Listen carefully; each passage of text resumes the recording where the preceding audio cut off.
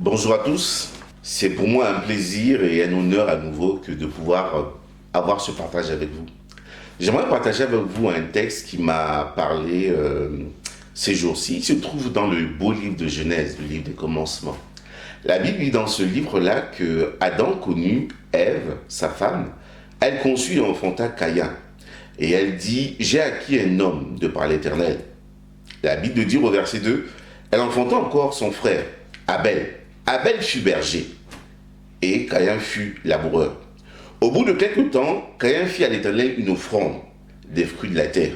Et Abel, de son côté, en fit une des premiers nés de son troupeau et de leur graisse. L'Éternel porta un regard favorable sur Abel et sur son offrande, mais il ne porta pas un regard favorable sur Caïn et sur son offrande.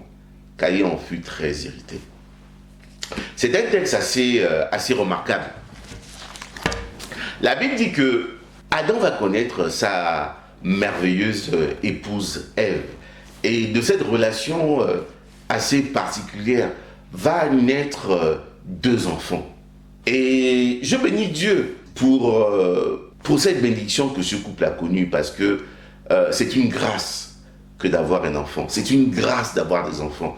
Et lorsqu'on n'en a pas, c'est vrai que ça peut créer une frustration, mais croyez-moi, Dieu est celui qui est capable de faire en sorte que celle qui n'enfante pas, enfante. Parce que Dieu étant le créateur de l'homme, Dieu étant, n'est-ce pas, celui qui est à l'origine de la matrice, à l'origine de ces choses-là, est capable, encore aujourd'hui, de faire en sorte que la grossesse ait lieu.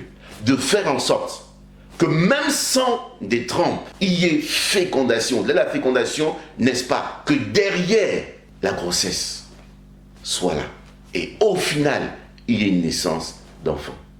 Je crois en un Dieu que l'on peut toucher, expérimenter. Et c'est le même Dieu aujourd'hui qui écoute, qui entend et qui agit encore. Et dans cette histoire, il y a, n'est-ce pas, question de Caïn et Abel. La Bible dit qu'à un moment donné de la vie de Caïn, Caïn va décider de se prendre en main. Il va devenir laboureur. Il va investir en cela. À telle enseigne qu'au bout d'un certain moment, son activité va produire du fruit. Fruit qu'au final, il voudra présenter à Dieu. Et il va présenter à Dieu. C'est aujourd'hui formidable, croyez-moi, de voir quelqu'un qui décide et arrive à se prendre en main, parce que c'est difficile par le temps qui court.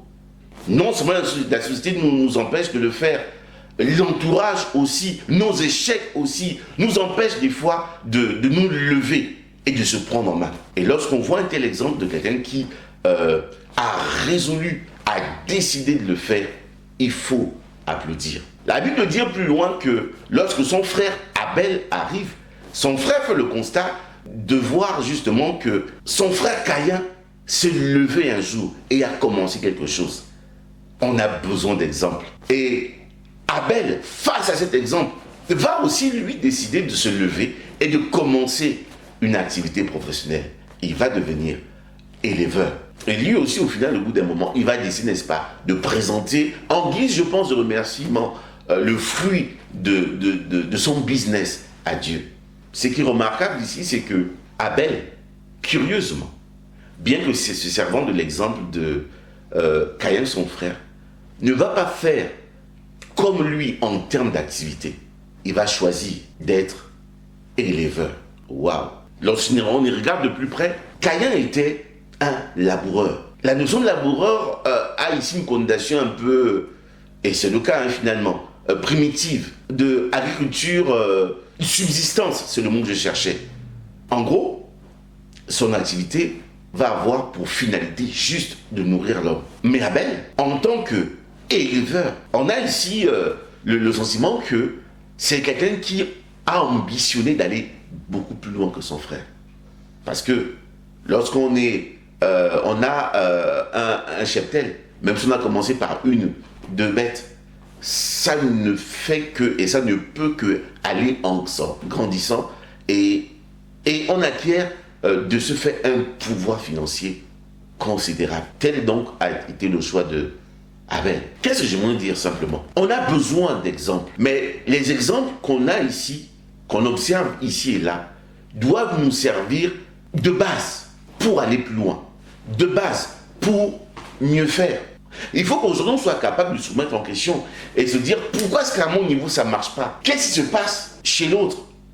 Que l'on soit capable de faire la différence entre envier la situation de X, Y et faire une analyse autocritique, simplement. Prendre ce qui est bien chez l'autre et le maximiser et en faire mieux en ce qui nous concerne. Et on n'a pas ce courage-là. Mais l'exemple de Abel et de Caïn est très instructif.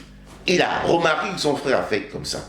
Son frère a été le premier à entreprendre. Son frère a été le premier à faire une offrande. Il a fait. Il a eu la même démarche.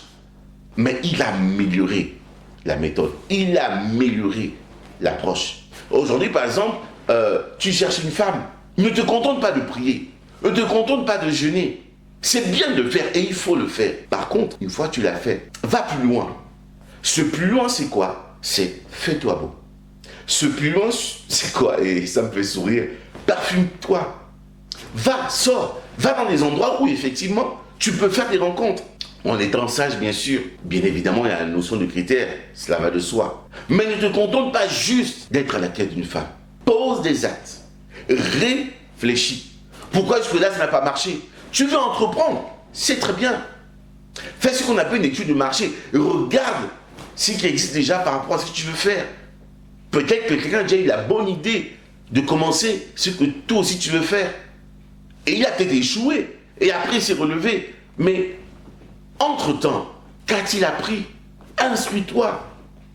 Dans ton église, peut-être que la notion de croissance n'est pas visible. Mais ailleurs, tu vois que ça marche. Mais qu'est-ce qui marche là-bas? Comment font-ils? Qu'est-ce qu'il y a en plus? Il faut qu'on soit capable de le faire. Il faut qu'on soit capable de le faire. Voyez-vous, plus loin, il est dit que Dieu va agréer, n'est-ce pas, l'offrande d'Abel. Mon ingrédient du plus près, c'est pas que Dieu va dire à Caïn que je n'apprécie pas ton offrande. Pas du tout. Sinon Dieu sera assez étrange. Parce que voyez-vous, c'est Dieu qui a créé l'homme. Et Dieu connaît le sentiment de l'homme. Parce que dire ça à quelqu'un qui t'offre quelque chose, c'est quand même offusquant. Ça veut donc dire que ce qui nous paraît évident, ce n'est pas le cas. Dieu n'a pas déprécié l'offrande de Caïn. Mais c'est plutôt le regard de Caïn face à ce qu'il faisait qui lui a été préjudiciable. Caïn n'a pas su faire comme son frère Abel. Parce que son frère regardait, observait, et ensuite de l'observation, tirait des conclusions et améliorait ce qu'il avait à faire. C'est pour cela que Dieu va dire à Caïn qu'écoute, si tu agis bien, eh bien, relève ta tête. Par contre, si tu agis mal, le péché campe. On voit bien que la posture de Dieu est autre. Dieu est dans une approche analytique. Dieu est dans une approche factuelle. Agir bien, c'est quoi? C'est analyse des choses. Au départ, tu t'es peut-être dit que, voilà, je devais juste entreprendre pour me nourrir, point. Mais l'autre a vu mieux. L'autre a vu plus grand. Bénis Dieu pour cela. Et vois comment tu peux faire plus grand. Parce que Dieu, n'est-ce pas, nous appelle à conquérir, à aller plus loin, à envahir. Parce qu'il faut, n'est-ce pas, que le kingdom aille à s'amplifiant. Mais il nous faut, n'est-ce pas, avoir la même posture que Abel a eue. Observer, analyser, se remettre en cause et en tirer des conclusions. Lorsqu'on démarre une activité, avant même de démarrer l'activité, savoir où et jusqu'où on veut aller, c'est capital. C'est comme lorsqu'on veut commencer une collaboration avec quelqu'un, au-delà de l'enthousiasme qu'est le fait de commencer quelque chose, dire clairement au futur partenaire quels sont les tenants et les aboutissants de la future relation. Combien de temps on va durer la relation? Il faut le dire. Il faut aborder ce point-là. Parce que si on ne le fait pas, au moment où on va sentir que c'est le temps d'arrêter, ça va mal se passer. Et ça va se terminer, comme on peut le constater au terme de l'histoire, que Caïn va tuer son frère. Parce qu'il n'aura pas compris les termes de l'échange. Il n'aura pas su analyser. Et simplement parce que c'est une posture que on n'a pas toujours savoir analyser, savoir prévoir, savoir anticiper. Et Caïn, n'est-ce pas, est resté sur une approche primitive. Le miroir ici, c'est, n'est-ce pas, ça, savoir se mettre en cause, savoir regarder. Et l'Église d'aujourd'hui, n'est-ce pas, a besoin de se mettre en cause. L'Église, n'est-ce pas, a besoin d'être une référence. L'Église, n'est-ce pas, a besoin de se dire comment impacter davantage. C'est le partage que je voulais nous faire aujourd'hui et c'est un texte qui m'a beaucoup parlé. Et je prie Dieu que cet échange vous soit bénéfique.